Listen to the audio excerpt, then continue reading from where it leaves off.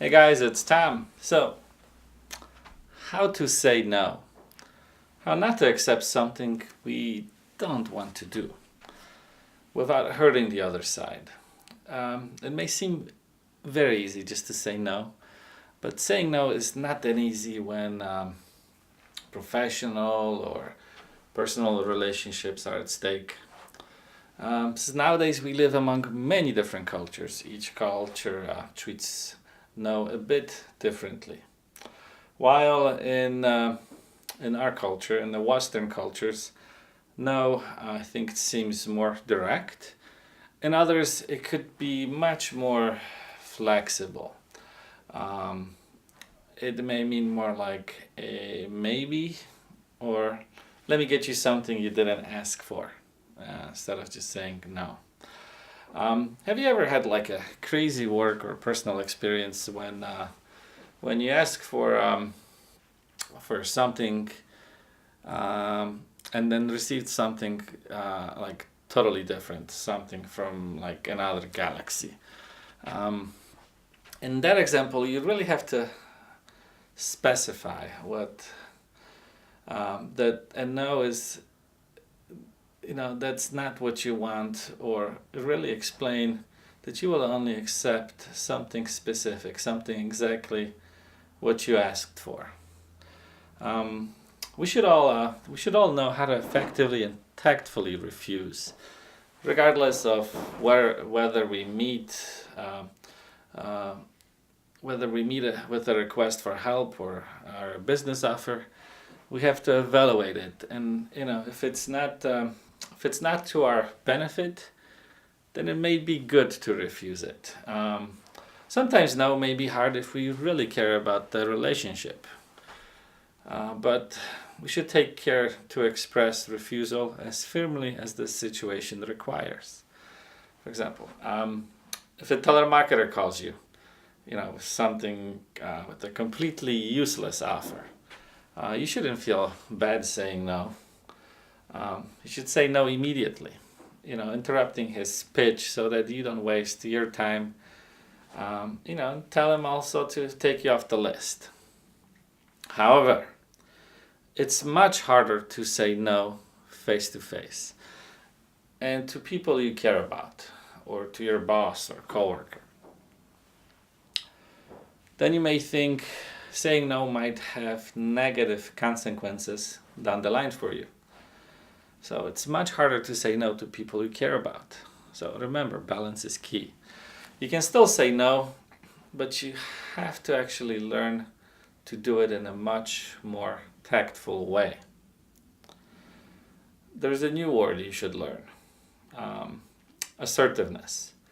I know it sounds like a $2 word. It's a complicated word. But by definition, it means a form of behavior characterized by confident declaration or affirmation of a statement without a need or proof. This affirms the person's right or point of view without either aggressively threatening the rights of another or submissively permitting another to ignore or deny one's right or point of view.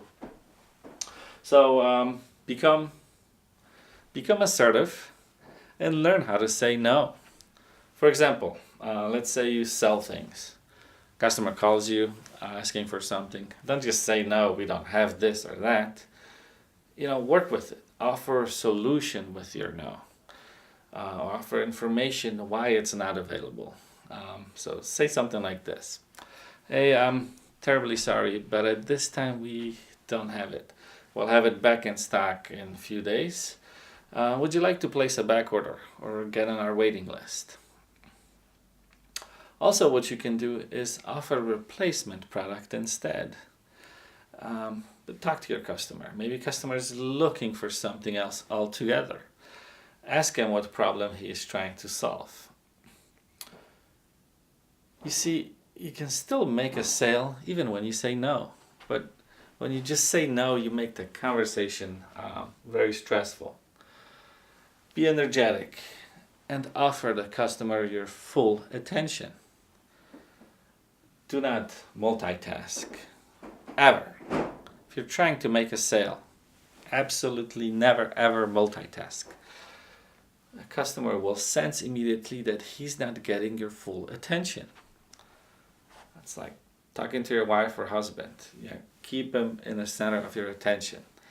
So in the relationships, now saying no here is more complicated. I can get you in a lot of trouble. It's more complicated than in business relationships, I think. As that would mean upsetting a person that is very, very close to you. But like with the previous example, explain what you feel. When your girlfriend, let's say, wants to go out for a fancy dinner, and you're flat broke, your bank account is zero or negative, you're in debt, and you still have bills to pay. Deep down, saying yes would suck, and then saying no would suck too. But you don't have any real money to pay for this, and she wants you to pay for it. So I gotta say this: if she does care about you, she would totally understand the situation. I'm sure you know what I'm saying. But then if she doesn't, you know what to do.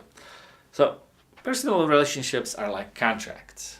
Both sides have to benefit from each transaction. Saying no should happen. If the other side, the asking side, only benefits. And yes, that's what happens when both sides benefit.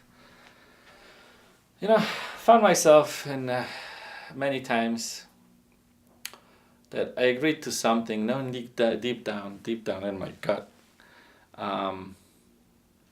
that I'm not making a good decision, but I'm still somehow going with the yes. So it really boils down to what type of person you are. How many times we have agreed to so many different things, knowing deep down that we can't fulfill them. We got so many responsibilities that we reach breaking point. Saying no is like cleaning your room or shopping and not buying everything. It's like being minimalistic. It opens you up for real opportunities. You gotta keep your mind open and clear. Saying no will help you with that. When the refusal results from objective reasons and both sides understand the situation, there's actually no problem. All you need to do is justify the refusal. You should always say no when asked to fulfill the request for which you are not qualified or not able to do, or that will cost you too much. You have to build an effective refusal, one that, regardless of the reasons why you want to express it, will be an effective and will not cause the other person to get hurt or upset. This is especially true in relationships with loved ones, as it's very important that no one feels rejected. Get comfortable mentally with saying no. Your inner conscience or so-called gut feeling will let you know if you did the right thing or not. You'll just feel good. So there's like this 4-point schematic that you can use to say no. So 1, immediately start the answer with a no. This is showing the true way we feel about the situation. 2, add a brief information about your decision, reinforcing the no. 3, justification. Add real reasons as to why you're saying no, using appropriate words. Thanks to this, our refusal becomes understandable and justified. Don't just say I can't or I would, but because you leave no open, you leave, close the sentence, that you decided that no is in your best interest. Now, 4, you can soften up the response a bit. If you care about the other person feeling better, you can say, hey, I'm sorry, I really care about you or your business, but, you could say thank you, but no. Okay, so this is it. So, tell me, what do you think? Can you tell me in what situations it was especially hard to say no. I know how many times you said yes and regretted it. Let us know in the comments below. Please rate, subscribe, and share. Alright, so thanks for watching this video again. This is Tom. Peace.